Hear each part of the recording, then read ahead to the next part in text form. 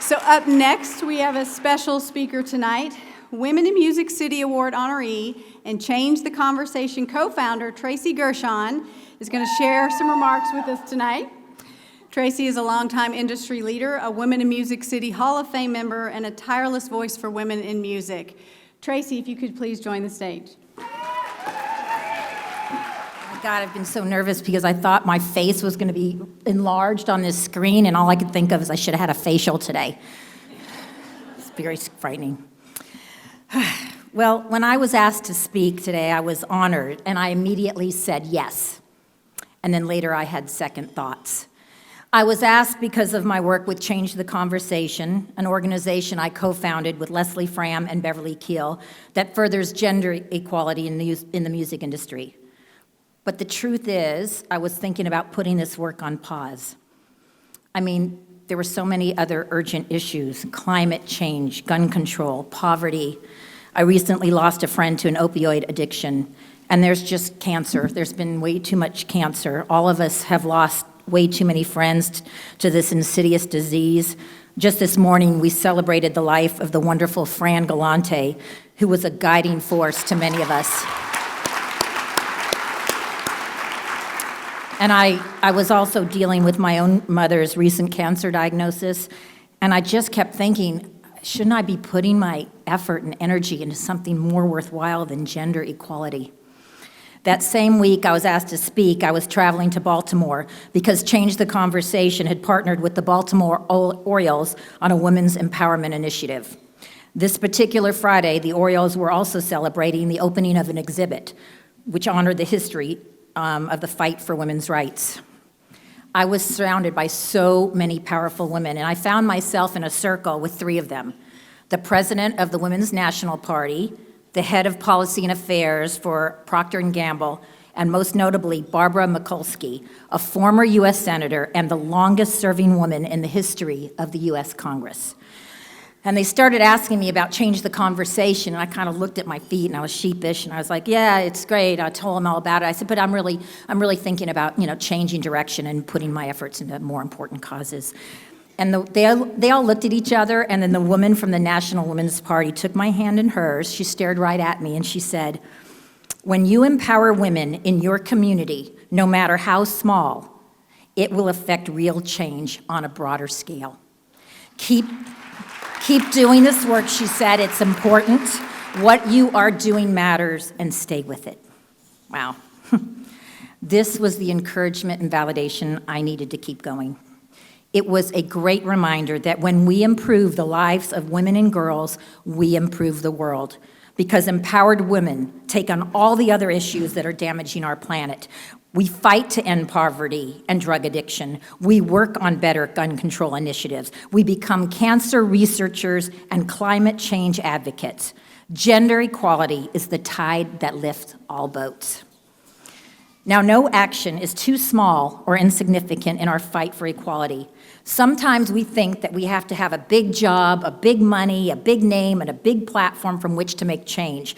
Go big or go home. Well, I call BS on that. You see, that's where we get into trouble. So many of us feel like we're not important enough or powerful enough to make a difference, and we must stop thinking this way. All actions, no matter how small, can affect change. Even quiet whispers, when whispered together, can sound like a mighty roar. Now, don't get me wrong. For all of us who work with artists and celebrities who do have a big name and big platform, it's essential that we encourage them to speak out because we have seen what happens when they do. Just recently, Martina McBride used her voice and celebrity to draw attention to the absence of women on country playlists. That took a lot of courage, and hopefully some action will happen. Brandi Carlile, who won 3 Grammys last year, uses her celebrity to shine the spotlight on emerging female artists by opening for them in small venues. This is such a radical idea and so powerful, and I cannot tell you how many people tried to talk her out of it. But she is committed to making a difference in the lives of women coming after her. Brandi is also a driving force behind the High Women, an all-female supergroup featuring Brandi, Maren Morris, Amanda Shires, and Natalie Hemby. She knew that a group of powerhouse women could make a stronger statement than any one of them could do on their own. And by linking arms and blending voices, they are showing the world that women need to be a bigger part of the country music ecosystem. Carrie Underwood currently has 2 female acts as support, and Miranda Lambert has always invited emerging female artists to open her shows. Melanie Robbins, a well-known motivational speaker, had this great quote: "If you have a problem that can be solved by action, then you don't have a problem." What Beverly, Leslie, and I have witnessed in our work with Change the Conversation is that empowered women empower women.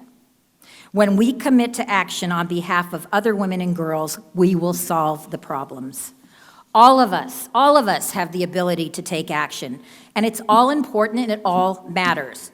Whether it's supporting and mentoring the young females coming up in the industry, both artists and executives, banding together to make sure more women are getting signed by publishing and record companies, using our collective voices to demand more female airplay on the radio and the streaming services, supporting more women behind the board as producers and engineers in the studio, and encouraging the male acts that many of you work with to take women out as support.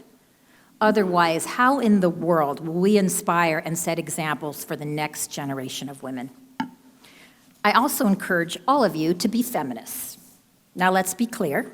Being a feminist does not mean you have to be a woman or that you hate men. My husband of 35 years is sitting over there. I can guarantee you I do not hate men. Feminism, by definition, is the belief that men and women should have equal rights and opportunities. It is the theory for the political, economic, and social equality of the sexes. Now, here's something to think about.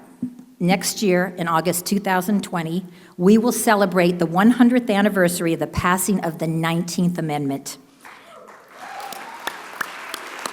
It took over 40 years for the women's right to vote to get ratified. I'm sitting there thinking, poor Beverly and Leslie are going, 40 years? That means we have 35 more years to go of this stuff.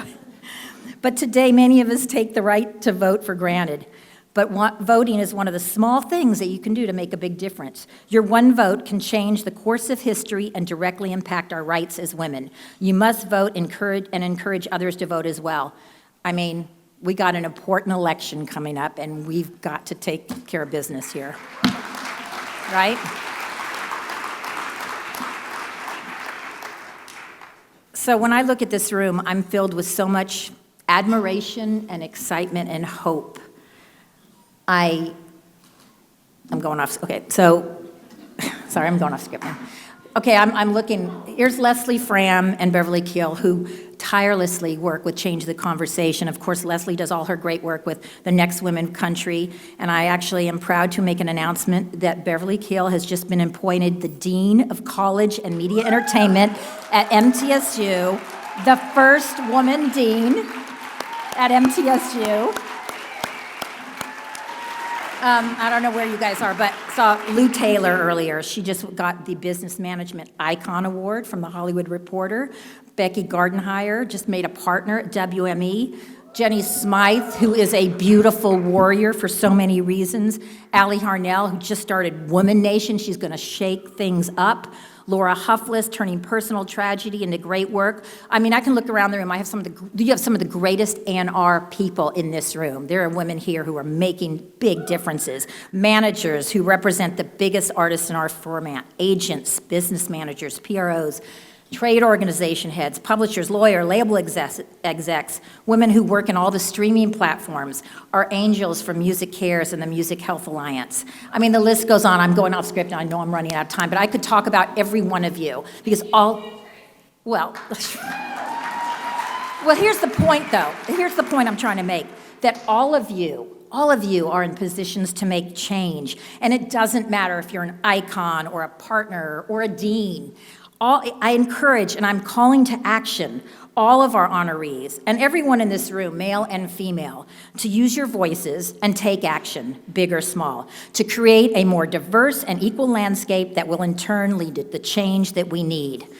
As Tarana Burke famously reminds us, this is a movement, not a moment.